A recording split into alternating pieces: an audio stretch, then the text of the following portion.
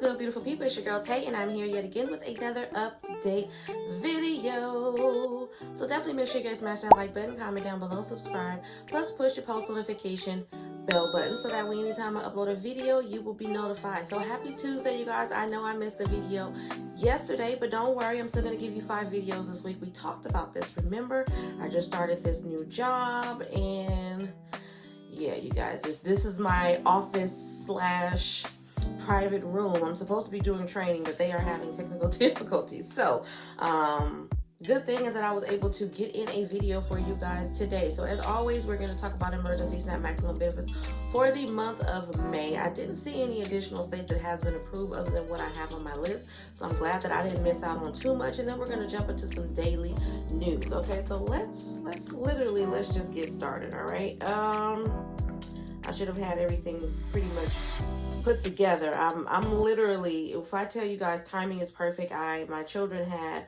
my son, you guys' internet son, he had a 6-month checkup for his teeth today, his dentist appointment, as well as one of my daughters. And so I had to take the opportunity to do this video when he was not here, because literally, and I know I'm going off on a tangent, but it's okay.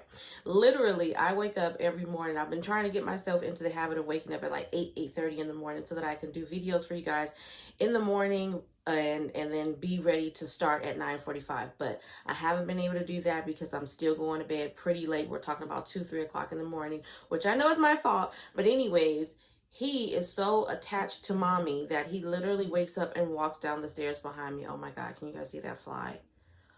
Okay. Anyways, he literally woke up, and he usually comes down here, I want to say like 10:30, 11 o'clock. I've had at least an hour or so to kind of get situated and get signed on and all that before he comes down. But today he literally came right down. So I did not want to do this video with him in here. I wanted to just wait and give him the opportunity to rest. So now he's gone, and I'm taking the opportunity to do this video. Okay, so let's jump right into it. I know I've talked you guys ear off enough. There's quite a few things that I wanted to talk about, but the first thing that I wanted to talk about specifically is what's going on with the, what is it called? The surplus for California. I've been talking to you guys about that a lot over the last couple of weeks. They're proposing to give money back to citizens in California because they're expected to have an overwhelmingly high amount of tax surplus dollars. Okay, there's been several proposals. I know that they have a proposal currently on the table, but then we have something else. So it says California's treasury is awash in cash, and Capitol's dominant Democrats now must decide how to handle the cornucopia. Okay, over the last quarter century, as income taxes came to dominate the state's government's revenue stream, and as a relative handful of wealthy Californians paid most of those taxes, a syndrome dubbed volatility plagued the state budget. I don't know what any of that meant. Let's just get to the good stuff, okay? And I don't know if this article is going to do it. This sounds like a bunch of nonsense that I don't feel like reading right now. So I'm going to go to my saved articles because, yeah, I'm not feeling that. So give me a second, y'all, to find it. Okay, so it says California Senate leaders say the budget surplus soars to $68 billion. California budget surplus has more than doubled since January to a staggering $68 billion. I hope that means they're planning on giving us some more money. Not that I'm not grateful, but I'm hoping this is the article because it sounded better. Senate Democrats said this past Thursday, prompting a flurry of new spending proposals from lawmakers that include giving $8 billion back to taxpayers in a move that highlights a disagreement with Governor Gavin Newsom. While the pandemic had prompted warnings of multi-billion-dollar budget deficits in most states, those fears did not happen as tax revenues across the country increased despite virus-related shutdowns on businesses that caused millions to lose their jobs. This revenue whiplash was most pronounced in California, the nation's most populous state that is home to Silicon Valley and many billionaires. Newsom warned the state would have a $54 billion deficit in 2020 after he issued the nation's first statewide stay-at-home order, okay? And said revenues rose sharply as wealthy people who pay much higher taxes in California got richer throughout the pandemic, okay?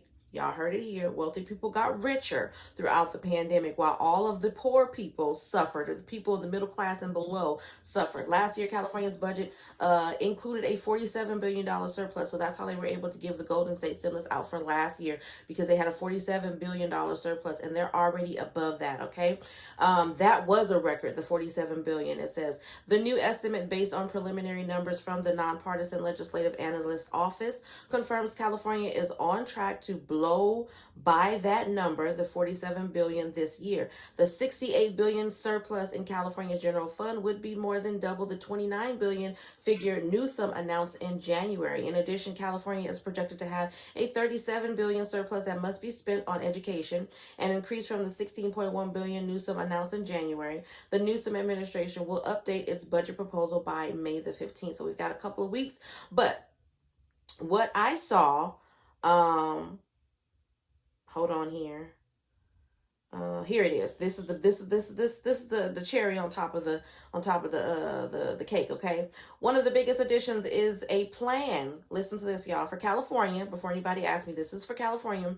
Plan to send $200 checks to every taxpayer who makes less than $125 per year, as single or head of household, or $250,000 per year for couples who file joint returns. The plan would also guarantee $200 checks for every dependent, meaning a family of 5 would get $1,000. Okay, so definitely a lot better than the last plan that I read out to you guys. It says that proposal puts Democrats at odds with Newsom, who wants to send checks as large as $800 to people who own cars in California to help offset record high gas prices. Newsom says his plan will cost about $9 billion. Okay, so I think that's pretty much enough of that. Let me go in on this a little bit. Not that I am not grateful that he was willing to send $200 to a person who has a registered vehicle. I appreciate that. But $200, you guys have 68. They're saying that they're going to have 60. And y'all let me know what you feel about this down below in the comment section. They're saying that they are estimated to have $68 billion in tax surplus funds. Now, we know that a certain amount of that has to go towards education and other areas and state funding. We know that, okay? But I think that it is a great thing, even though we are still struggling with gas prices out here. Gas prices hasn't really gone down that much for me. It went down from $5.29 for the lowest grade to $5.25 for the lowest grade. So I'm not really seeing a huge decrease in terms of gas prices where I live currently. So that's number one. Second thing is, I absolutely agree with them doing $200 for every adult and then $200 for every dependent. Okay, I think that that is a fabulous idea, because the reality is that most people only have 1 to 2 cars, married or single. So that's $400. But if you have a family of 3, if you're married and you have 1 child, then that's $600. So you're already getting more. Okay, I know that some people are going to come for me. At the end of the day, it doesn't depend on whether or not you have children or not. Somebody is going to get left out. When they were doing it for people who had registered vehicles, I feel like that was so, short-sighted. There were so many people who don't have vehicles that ride public transportation that were going to miss out on getting some assistance from this particular stimulus or whatever it is that they want to call it. But now opening it up to everybody who makes a certain amount of money, $125,000 a year being the cap, opens up opportunities for more people who really need the assistance. So I'm definitely all in agreement with this particular idea. Y'all let me know how you feel about this down below. It says both Newsom and Democratic lawmakers have said that they want to get this money to taxpayers as soon as possible. But so far, they haven't been able to agree on how to do it. In general, Democratic lawmakers say they don't like Newsom's plan because the money would only go to people who own cars. Exactly, I just said that. Newsom's plan also includes $750 million to give people free rides on public transportation for 3 months. Not that that's not a great thing. I still think that he should do that regardless. If you're going to do the $200 for everyone and then the $200 per dependent, I still think that you should do money for those who ride public transportation. You're expected to get $68 billion. He only projected that we were going to have what did he say? $29 billion. $29 billion. And you were still willing to spend $9 billion on giving everybody who had a registered vehicle $200. I'm sorry, you guys, I'm burning incense and it's kind of getting in my throat and creating a little tickle.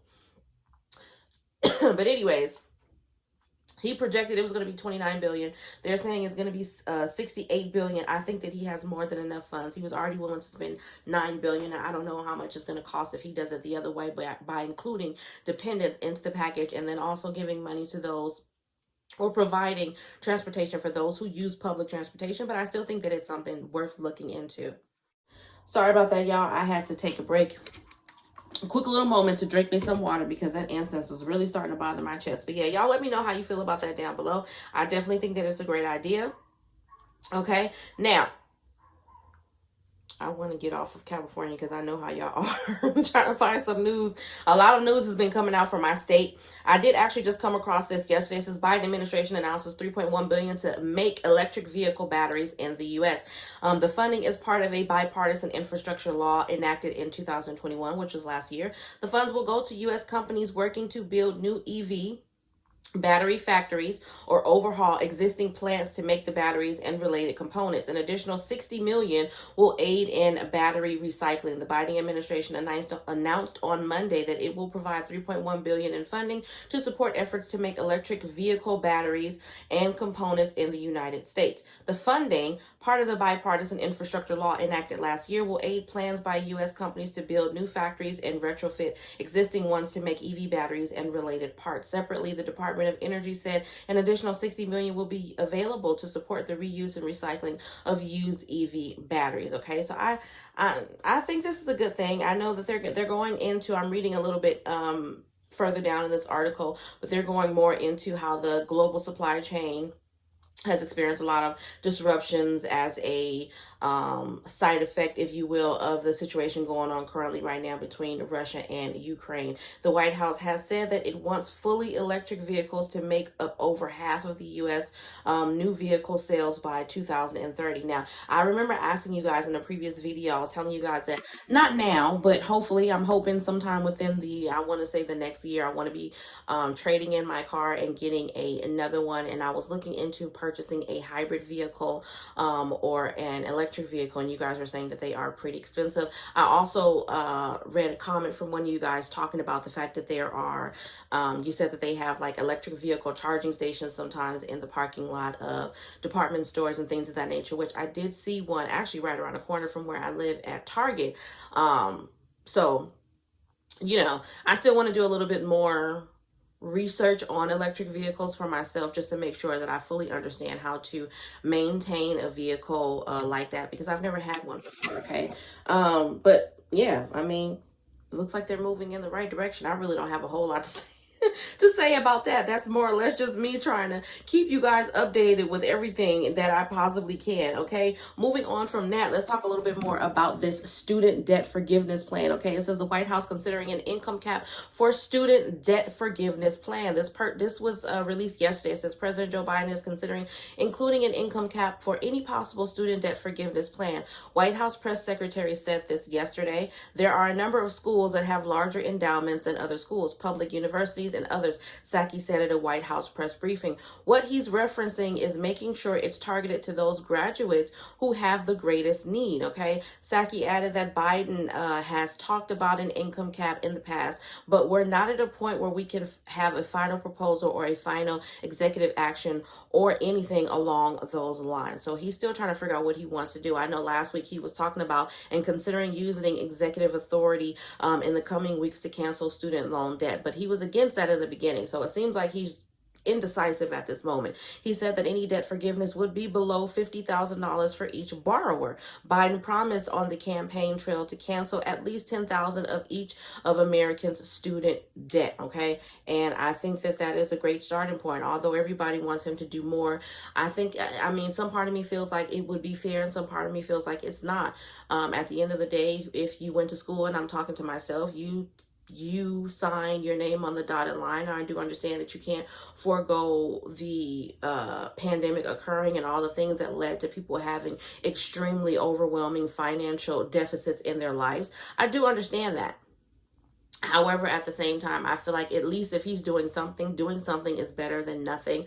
I feel like a lot of the times us Americans are really, really spoiled and we want to do a whole lot of everything without working hard for it. Now, Let me be clear when I say that. I'm talking to a very specific group of people. This is not a general statement that applies to everybody. I have student loan debt myself, and I knew that I was going to have to take care of that once I graduated. However, again, I'm speaking from my own personal experience. I was not aware. I could not have predicted that what we're going through is happening right now back then. I could not have predicted that. But I can appreciate the fact that he's saying, you know what, I can't cancel out all of it, but I can cancel out some of it. Okay, so y'all let me know if you agree with that down below. I think something is better than nothing, and to have $10,000 less than where you started, for some people that may be a lot. For some people that may be all of it. For some people it may not be enough, but it's still something. Okay, and I'm just going to end off on that. Now, jumping into emergency SNAP maximum benefits for the month of May, and I did take the time to look. As of right now, it is 1:24 Pacific Standard Time where I am. Letting you guys know that because things could change by the end of the day. But as of right now, Tuesday at 1:24, this is what I have for emergency SNAP maximum benefits for the month of May. So kicking things off in Alabama, we have June the 1st. We have California, June the 11th and the 18th. Colorado, May the 8th and the 13th. DC, regular issuance. Georgia, because you guys said I missed it in the last video, we have May 27th, 28th, 30th, and 31st. Hawaii, we have June the 13th. Indiana, we have May 5th through the 23rd, odd days only. Maine, May the 10th. Maryland, all month long. Michigan, May 14th through the 23rd. New Hampshire, May 3rd and the 20th, June 3rd and the 17th. New Jersey, May 1st through the 5th. New Mexico, all month long. Still nothing for New York on the USDA website, because I know some of you guys are going to ask me about it. North Carolina, May 22nd through the 31st. Ohio, May 27th. Oregon, we have May 10th and 27th, and then June the 1st. Pennsylvania, we have May the 14th, and then we have the 17th through the 21st, the 24th through the 27th, and then July 8th. Rhode Island today, which is May the 3rd. South Carolina, May 1st through the 19th for currently approved household, and then all month long for newly approved households. Texas, we have May 2nd through the 6th, so check your cards. Virginia, May 16th. Washington, May 3rd through the 20th, and it will be staggered. West Virginia, May 4th, and a final run June 15th. Wisconsin, May 21st, and a final run July the 16th. Now, when I counted, or at least the last time I counted, I want to say we were up to 29 states as being approved for emergency SNAP maximum benefits for the month of May. Okay, it's possible that some more states could get added on today, tomorrow, the rest of this week, next week. I don't know. I know a lot of you guys are in your feelings, rightfully so, because your governor or whatever the situation may be, you don't have state of declarations active in your state, and so for that reason you're not able to take advantage of these extra benefits. And for that, I truly apologize. I don't know what's wrong with them. I wish that all of the senators, governors, whatever you want to call it, all of the state governors would have just left it alone and continued to get this extra benefits for everybody for as long as they possibly could. I can't see what the harm is, especially if it's not coming out of I don't think it's coming out of the state's budget. I think this is coming out of funding that was sent to the states or to the USDA specifically for this scenario. So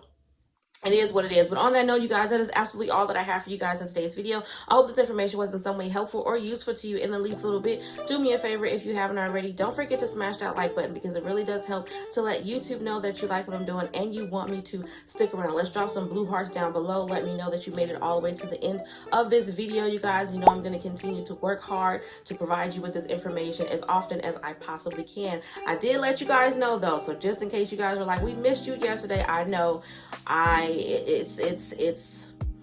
really just have to get on it, okay? I feel like as soon as I get myself on a schedule, as soon as I get myself either recording the videos at night, when I'm done at night, I want to just kind of rest and reset, decompress, you know what I'm saying, and be ready for the next day. But I feel like if I can either get myself in bed at a decent time at night, then I can get up at a pretty decent time in the morning to do this. So I'm going to work on that for y'all, because y'all know I can't stay away for too long. But at any rate, you guys, as always, I am going to say, don't forget to check the description box down below, and remember to live, love, and elevate. And I will definitely see you guys in the next video. Peace, y'all.